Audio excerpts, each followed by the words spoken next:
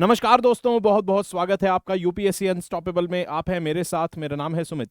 और दोस्तों, अभी अभी खबर आई है कि प्रेसिडेंट द्रौपदी मुर्मू जी को सूरीनाम, जो कि एक साउथ अमेरिकन कंट्री है, उसने अपना हाईएस्ट सिविलियन अवार्ड दिया है।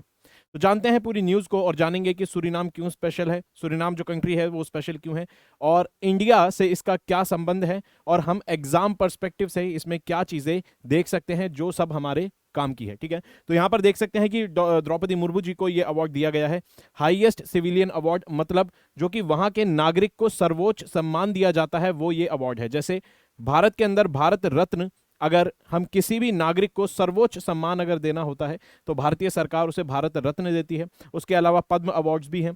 तो भारत रत्न भारत का जैसे सर्वोच्च अवार्ड है, उसी तरह से सूरीनाम कंट्री का जो सबसे सर्वोच्च अवार्ड है वो आप देख सकते हैं, वो है grand order of the chain of the yellow star. इस अवार्ड का नाम है grand order of the chain of yellow star. इस अवार्ड का नाम याद रखेंगे क्यों? क्योंकि जैसा कि आप जानते हैं, यूपीएससी ने 2023 का अगर आप पेपर उठाएंगे, अगर आप 2023 का पेपर अगर उठाकर देखेंगे तो 2023 के पेपर में, ये जो पेपर हुआ है, इसके अंदर अवार्ड्स कौन से, खेल से जुड़े हुए, स्पोर्ट्स से जुड़े हुए जो अवार्ड थे उस पर क्वेश्चन आया। ठीक है, जैसे मेजर ध्यानचंद अवार्ड पर आया, अर्जुन अवार्ड, इसके ऊपर क्वेश्चंस थे जिसमें मैच करना था। तो जब यूपीएससी खेल से जुड़े हुए पुरस्कार पर सवाल बना रहा है, खेल से जुड़े हुए जो अवार्ड्स हैं उन पर सवाल अगर बना रहा है, तो बहुत चांसेस हैं कि जो हमारे हेड ऑफ द स्टेट्स को, हमारे प्राइम मिनिस्टर को जो अवार्ड्स मिलते हैं दूसरी कंट्रीज के द्वारा, हो सकता है कभी उस पर भी क्वेश्चन यूपीएससी जरूर बना सकता है। इसलिए जरूरी हो जाता है कि अब आप ये नाम याद रखें। जब भी यूपीएससी किसी एक चीज पर क्वेश्चन बनाता है तो आप दोस्तों, एग्जामिनर के दिमाग से अगर सोचना है तो फिर एक कदम आपको ऊपर सोचना पड़ेगा कि भाई इसने ये डोमेन खोल दी है, अब इसके बाद दूसरी जगह पर भी जाकर वो क्वेश्चन बना सकता है। तो यहां पर आप इसको देख सकते हैं। और ये टॉपिक बात कर लेते हैं इंपॉर्टेंट क्यों है एग्जाम पर्सपेक्टिव से। तो अगर बात करें प्रीलिम्स में, तो इस तरह के फैक्चुअल जो क्वेश्चंस है वो बन ही सकते हैं, जैसे हमने देखा। उसके अलावा मेंस की अगर बात करें तो मेंस में अगर आप सिलेबस उठाकर देखेंगे तो जीएस पेपर 2, जीएस पेपर 2 है, जिसके अंदर पॉलिटी, सोशल जस्टिस, उसके बाद गवर्नेंस और इंटरनेशनल रिलेशंस पर जो सवाल आते हैं उससे जुड़ा हुआ ये टॉपिक है, जिसमें इंडियन डायस्पोरा के ऊपर क्वेश्चन पूछ लिया जाता है कई बार। साथ ही में हमारे बायलैटरल रिलेशन कौन सी कंट्रीज से कैसे हैं, इंडिया के जो इंटरनेशनल रिलेशन में जो इंडिया के इंटरेस्ट चल रहे हैं, पॉलिसीज, उससे जुड़ा हुआ ये टॉपिक है। ठीक है, तो अवार्ड का नाम याद रखेंगे। साथ ही में डायस्पोरा, मैंने शब्द यहां पर क्यों जोड़ा, डायस्पोरा का मतलब होता है दोस्तों प्रवासी भारतीय, यानी कि कुछ ऐसे भारतीय लोग जो किसी समय पर भारत में रहते होंगे, ज्यादा नहीं, 100-200 साल के अंदर भी, और फिर वो माइग्रेट करके, या उससे थोड़ा सा समय भी हो सकता है, वो लोग जब माइग्रेट करके दूसरे देशों में गए, वहां पर रहे, बसे, और आज आप देखेंगे कि एक बहुत बड़ी संख्या में अलग अलग देशों में भारतीय लोगों की, भारतीय जो मूल हैं, जिनका जिनका जो भारतीय मूल से संबंधित रखते हैं, वो लोगों की संख्या आजकल आपको काफी देशों में काफी ज्यादा मिलेगी। और इनको हम कहते हैं इंडियन डायस्पोरा, यानी कि ऐसे लोग जो कहीं ना कहीं भारत से संबंध रखते हैं। ठीक है, जिनका, जो कि भारत के कभी मूल निवासी हुआ करते थे। ठीक है, तो आप देख सकते हैं यहां पर जो यहाँ के हेड ऑफ द स्टेट हैं, ठीक है, यहाँ के हेड ऑफ द स्टेट यानी कि यहाँ के जो प्रेसिडेंट हैं, सूरीनाम कंट्री के जो प्रेसिडेंट हैं, वो हैं चंद्रिका प्रसाद संतोखी जी। तो ये भी एक भारतीय मूल के यहाँ पे प्रेसिडेंट बने हैं, और इंडिया के ही प्रेसिडेंट को इन्होंने ये हाईएस्ट सिविलियन अवार्ड दिया है। तो डायस्पोरा यहाँ से कनेक्ट होता है। साथ ही में पहले देख लेते हैं कि भाई अगर आप वर्ल्ड मैप को देखेंगे तो सूरीनाम कहां पर आपको नजर आएगा। वर्ल्ड मैप को अगर आप देखेंगे तो आपको यहां पर अटलांटिक ओशन, खासतौर पर नॉर्थ अटलांटिक ओशन में आपको जाना पड़ेगा। जब आप यहां पर आएंगे नॉर्थ अटलांटिक ओशन में, तो यहां पर नॉर्थ अटलांटिक ओशन में इस रीजन में अगर आप देखेंगे, यानी कि नॉर्थ और साउथ अमेरिका के बीच का ये जो रीजन है, जब यहां पर जूम करेंगे तो आप देखेंगे साउथ अमेरिका में, साउथ अमेरिका जो कॉन्टिनेंट है, यहां पर आपको सूरीनाम कंट्री नजर आएगी। ठीक है, देख सकते हैं सूरीनाम कंट्री के साथ बगल में फ्रेंच गुयाना है। यहां पर कभी फ्रेंच लोगों की ये कॉलोनी हुआ करता था, फ्रेंच लोगों का यहां पर शासन था। गुयाना है इधर, वेनेजुएला, कोलंबिया, इक्वाडोर। ठीक है, और बाकी कंट्रीज पर एक बार नजर डाल लेंगे कि भाई सबसे बड़ी कंट्री जो है ब्राजील, उसकी मैक्सिमम कंट्री से बॉर्डर लगती है अगर आप साउथ अमेरिका देखेंगे। लेकिन आपको ये अब चेक करना होगा कि ब्राजील की बॉर्डर किससे नहीं लगती। अगर एग्जाम पर्सपेक्टिव से पढ़ना है तो दिमाग में क्वेश्चन ऐसे फ्रेम करते हैं, ब्राजील की बॉर्डर किससे नहीं लगती, तो आप देखेंगे इक्वाडोर से ब्राजील की बॉर्डर नहीं लगती, बाकी कंट्री से, और चिले से बॉर्डर नहीं लगती, बाकी कंट्री से लगभग सभी से ब्राजील की बॉर्डर साउथ अमेरिका में लगती है। तो इस तरह से मैप को हमेशा इस तरह से ऑब्जर्व करिए कि अगर ब्राजील की ज्यादातर कंट्री से बॉर्डर लग रही है तो किससे नहीं लग रही, ऐसा क्वेश्चन बन सकता है। जैसे हमने देखा इस बार यूक्रेन के ऊपर क्वेश्चन आया कि भाई यूक्रेन की बॉर्डर इनमें से किन कंट्रीज से लगती है। तो अब क्वेश्चंस का लेवल अच्छा हो गया है तो हमें डिटेल में याद रखना होगा, ठीक है। तो यहां पर देख सकते हैं भाई इक्वाडोर से नहीं लगती, और इस ये जो रीजन है कैरिबियन सी, यहां पे जो आइलैंड्स हैं इनको कहते हैं कैरिबियन आइलैंड। कैरिबियन आइलैंड आगे देखेंगे। तो मैप में हमने देखा साउथ अमेरिका कॉन्टिनेंट में सुरीनाम पड़ता है यहां पर, और ऊपर कैरिबियन आइलैंड्स आपको इसके नॉर्थ में नजर आएंगे। याद रखेंगे नॉर्थ में कैरिबियन आइलैंड्स नजर आएंगे, ठीक है। चलिए उसके बाद इंडिया और सुरीनाम का रिलेशन क्या है, ठीक है। तो 1975 में सुरीनाम जो है आजाद हुआ। डच लोगों की ये कंट्री हुआ कॉलोनी हुआ करता था। डच लोग कौन रहते हैं? जो नेदरलैंड्स के, ठीक है, जो नेदरलैंड्स देश है, नेदरलैंड्स के जो निवासी हैं उनको कहा जाता है डच, जिनकी एथनिसिटी है डच एथनिसिटी का मतलब है जो नेदरलैंड कंट्री से आते हैं लोग, ठीक है, उनकी ये कॉलोनी हुआ करता था। 1975 में आजाद होता है। 1976 में भारत संबंध स्थापित करता है, डिप्लोमेटिक यानी कि राजनयिक संबंध इंडिया स्थापित करता है।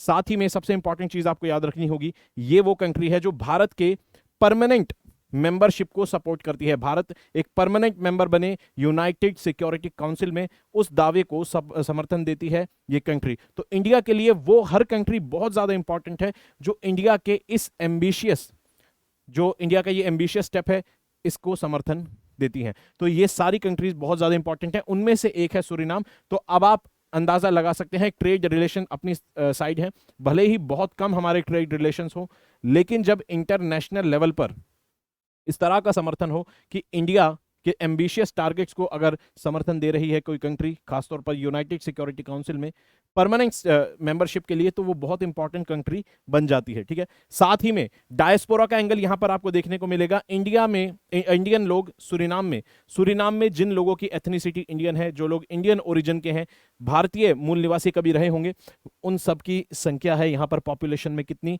27% से भी ज्यादा। 27% से भी ज्यादा यहां पर भारतीय मूल के लोग आपको सूरीनाम में दिखेंगे। तो बहुत अच्छी सॉफ्ट पावर यहां पर इंडिया अपनी प्रदर्शन कर सकता है, सॉफ्ट पावर का, क्योंकि डायस्पोरा आपकी एक तरह से एसेट होती है आपके इन्फ्लुएंस को दूसरे देश में बढ़ाने के लिए अपनी सॉफ्ट पावर के थ्रू, ठीक है। तो डायस्पोरा इसलिए इंपॉर्टेंट है क्योंकि यहां पर गेम आ जाता है सॉफ्ट पावर का। और आगे बढ़ने से पहले जैसा कि आप जानते हैं भाई, यूपीएससी की तैयारी यहां पर अनअकैडमी करा रहा है, और साथ ही में यहां पर बैचेस चल रहे हैं जो कि ऑलरेडी लॉन्च हो चुके हैं। 12 महीने के, 18 महीने के और 24 महीने के यहां पर कोर्सेज आपको मिलेंगे, यानी लॉन्ग टर्म तैयारी भी अगर आप कॉलेज में है तो इस चीज को ध्यान में रख के तैयारी कर सकते हैं। साथ ही में आपको इसमें एक्सटेंडेड मंथ्स भी मिलते हैं। उसके अलावा प्रीलिम्स, मेंस और इंटरव्यू पूरे सभी स्टेजेस की यहां पर गाइडेंस आपको देखने को मिलेगी। मेंटोरशिप मिलेगी इन सभी फैकल्टीज, इंपॉर्टेंट फैकल्टीज, सारी फैकल्टीज जितनी भी है यहां पर। उसके अलावा आप ईएमआई में पेमेंट कर सकते हैं। साथ ही में ऑप्शनल के भी, हर तरह के ऑप्शनल के आपको सारे बैच देखने को मिलेंगे, हर तरह के ऑप्शनल के।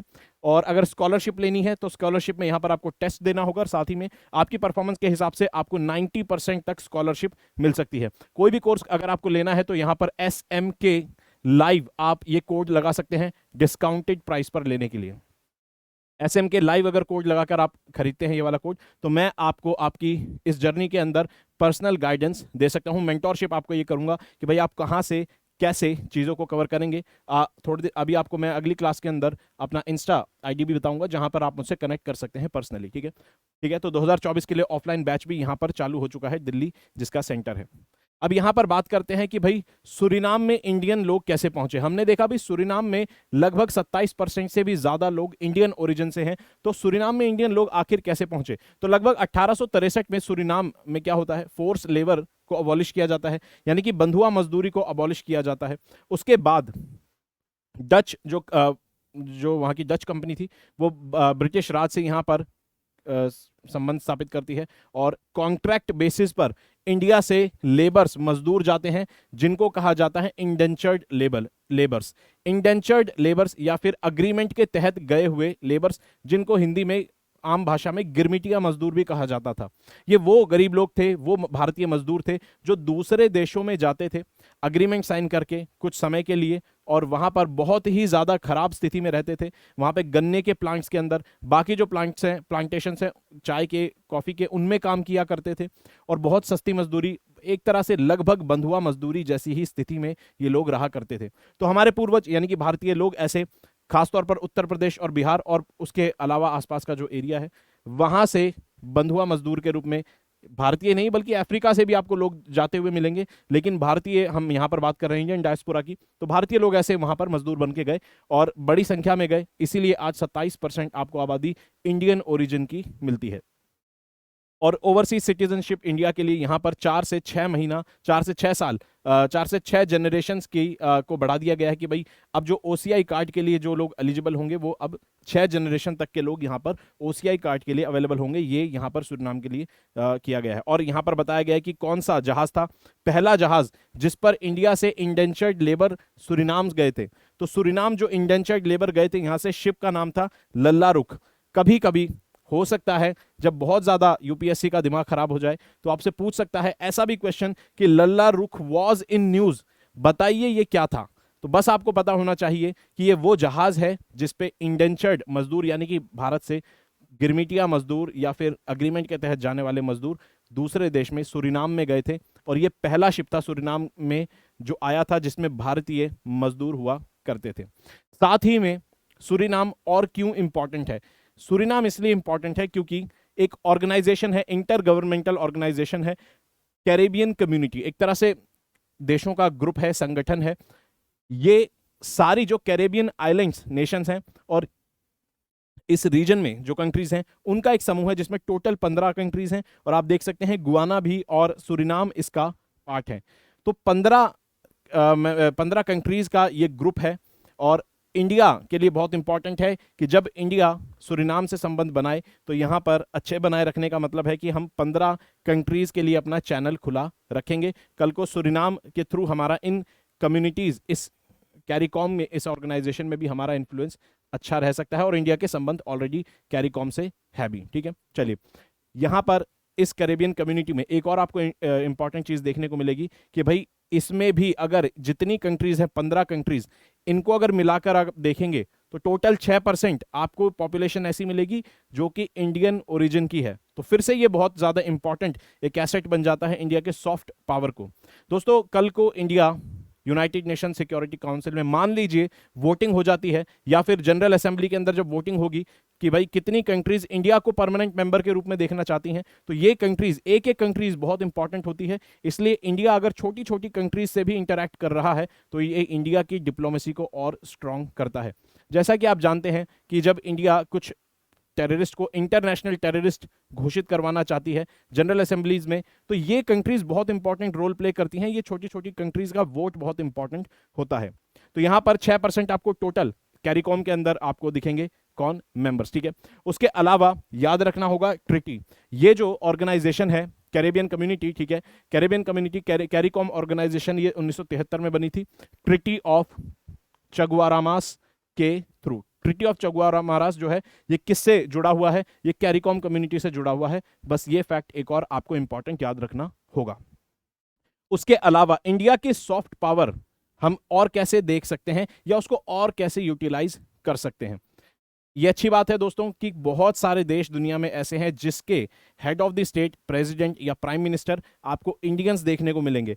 तो आपको देखने को मिलेगा भाई पुर्तगाल के जो इस समय आपको प्राइम मिनिस्टर दिखेंगे उनका भी इंडियन ओरिजिन है। उसके अलावा मॉरिशियस के, ठीक है, आयरलैंड के, ये लिस्ट आप देख सकते हैं। उसके बाद सिंगापुर, मॉरिशियस, फिर सूरीनाम प्रेसिडेंट और फिर यहाँ पर प्राइम मिनिस्टर मॉरिशियस के दोनों ही इंडियन ओरिजिन के हैं।